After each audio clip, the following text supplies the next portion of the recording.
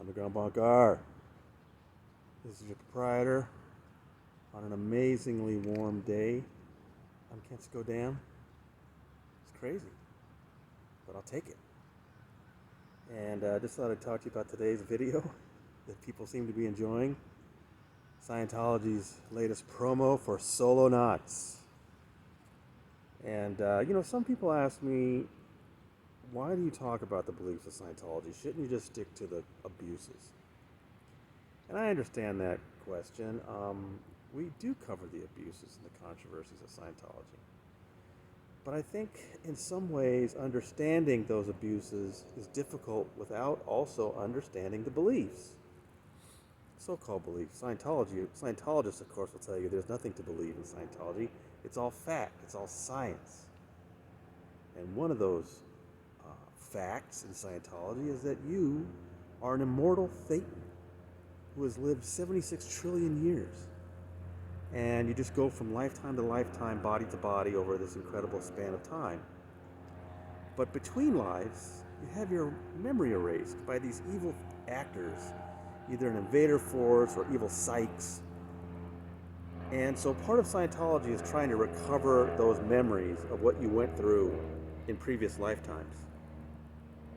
And then at OT3, you learn that you're not alone. That actually, inside you, around you, connected to you in some way, are hundreds and thousands of other entities. Now, you can't see them. They're invisible, conveniently. And they're referred to as body Thetans. Besides you, as a Thetan, you're carrying around all these angry, confused body Thetans that are left over from Incident 2 that happened 75 million years ago with Xenu and his H-bombs.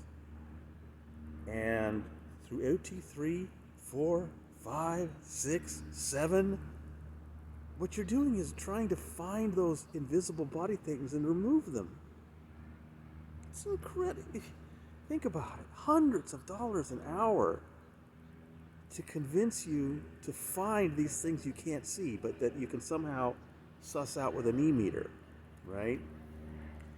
And then the ultimate level of this insanity, OT7, where you're doing it alone, at home, for years, using this meter to try to find these invisible beings that not only may be attached to you, but maybe thousands of miles away. And you got to track them down and scare them away or whatever.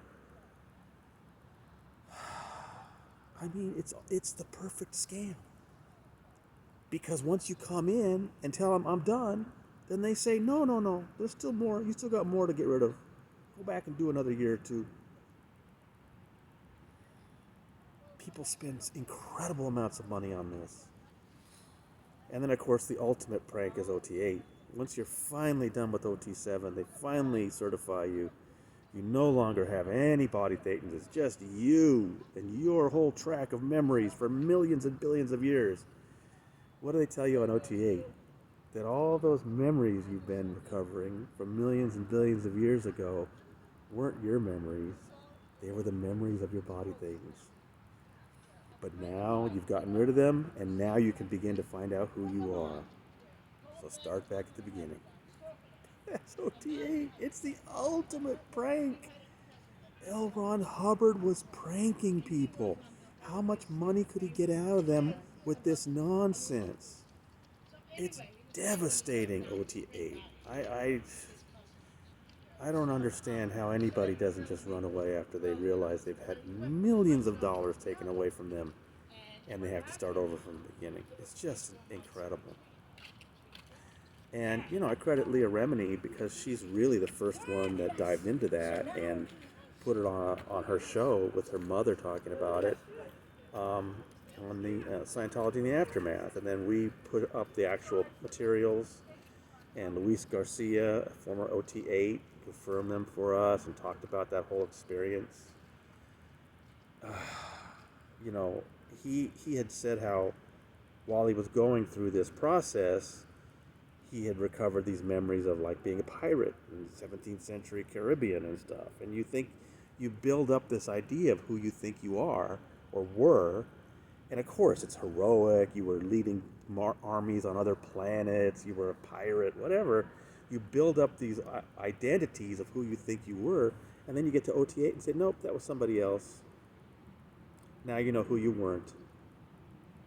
Just an amazing, amazing prank on people. That's all Scientology is. And how do they get away with it? Through control. Through the utter fear that they instill in people, control people, the threat of extortion, the threat of retaliation. And so, yeah, these beliefs are important if you want to understand why people stay in so long, why they're so afraid to leave, why they don't want to have Scientology rip apart their families. And so they keep going through this fantasy that they're finding out who they were millions of years ago and chasing away these unseen entities. Oh, they're there. They must be. The meter's reading. It's got to be true. So, yeah, I mean, it's all a piece. It's all one thing, and I think it is important to keep all that in mind. I know some news organizations are very squeamish about it, but it's very well documented. All of this has been documented in Scientology's own records and in court cases, so I'm not saying anything that's speculative at all. But that's our fun for the day. And from Can't Go Dan, this is your proprietor signing off.